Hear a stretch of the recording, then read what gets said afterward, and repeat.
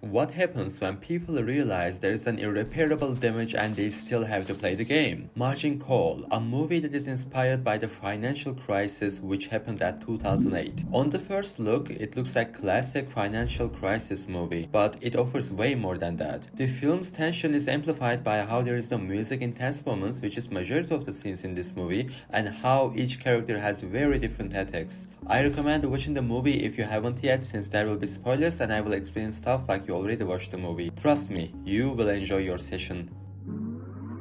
In this video, I'll talk about stuff that are not given clearly. We'll talk about pressure, ethics, and Tuld's philosophy about work life. Before getting into those categorizations, let's talk about movie a bit. In this movie, Sullivan discovers what Eric Dale was chasing in his last moments at work and informs his friend Seth about it. From here on, it goes up on the hierarchy of company. At the beginning, it was more of a, oh, there's a problem, how can we fix it? But eventually it becomes, holy shit, it is a real deal and we might be cooked. Once our characters realizes the big issue they have, movie gets tense so fast and the situation only gets worse. They realize they don't have time at all and there is no salvation to this, so everyone feels immense pressure on them. Eventually they sacrifice their executives to the fire, scam their people so company can profit, and move on with their life. Even though what happens in the movie is annoying to see and we can say this line of work is full of scams and this movie is another example of it, it actually offers more on the characters part, and now we'll dive into it. First thing I want to dive deep is the pressure. In this movie, pressure only escalates as the movie proceeds and everyone in the movie reacts differently. We'll go through each character's pressure and how they react. Our first character is Peter Sullivan. He's the one that discovered the main issue, and whole movie he managed the stress he has the best. He showcased his skill when it's due, didn't break under pressure, and didn't do anything that he is not capable of. He observed everything that is happening, and at the end, as he desired, he prevailed and nailed the job on higher parts of the company. Now on to kinda opposite of person, Seth Bragman. He was more of a bystander of everything that is happening and all that pressure broke him at the end. He lost his job and there was not much he could do about it.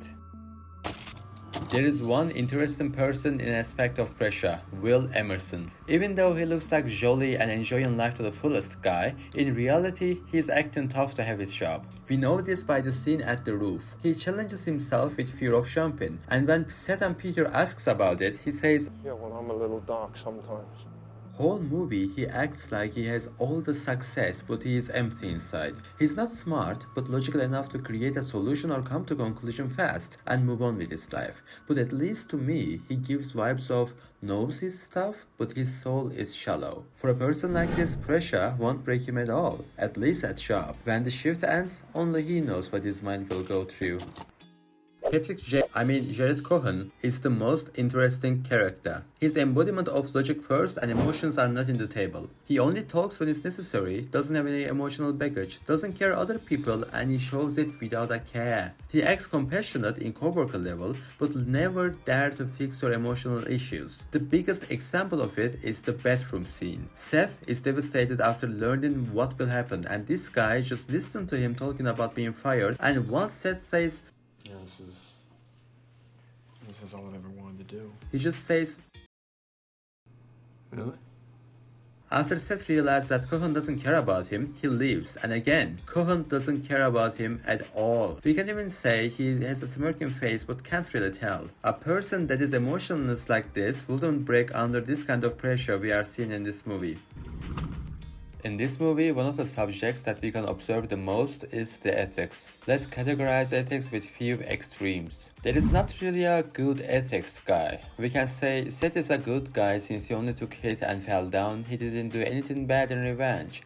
Or Sam Rogers has good ethics because he was in denial of the final scam they were gonna do but did it by force to not lose everything. But both cases doesn't make them pure good, just not bad as other people. For reference point, we'll put those two into good parts since they are better than others. For neutral, we can say Peter Sullivan for sure. He discovered the situation, gave advice and climbed the ranking. He didn't show emotions that we can say he feels good for all the suffering here. Or he feels bad because people are gonna lose so much stuff. He just did his job and he knows what he discovered is inevitable. He just discovered it. Kinda same goes for Will Emerson. I mentioned that he has internal issues about ethical parts within the movie, and in his job he doesn't do something that we can judge ethically. He knows he can't have effect on what will happen, so he just executes what he can. For bad ethics, our top 3 are Jared Cohen, John Tuld, and Sarah Robertson. Cohen is a man without emotions, so he doesn't care about ethics or who will lose his house. As long as he has his job and make money, he is good. Tuld is the big man of the company, and once he realized there is no fixation, he decided on scam and sacrifice few people immediately. He's a smart and corrupted person. Sarah is kind of special in this aspect because she is bad since beginning. We can easily say she were not doing her job for a long time and one of the main reasons of what happened in the movie. All this stuff are happening because she and Ramesh didn't do their jobs. As a result, she's been sacrificed to public and being given shush money.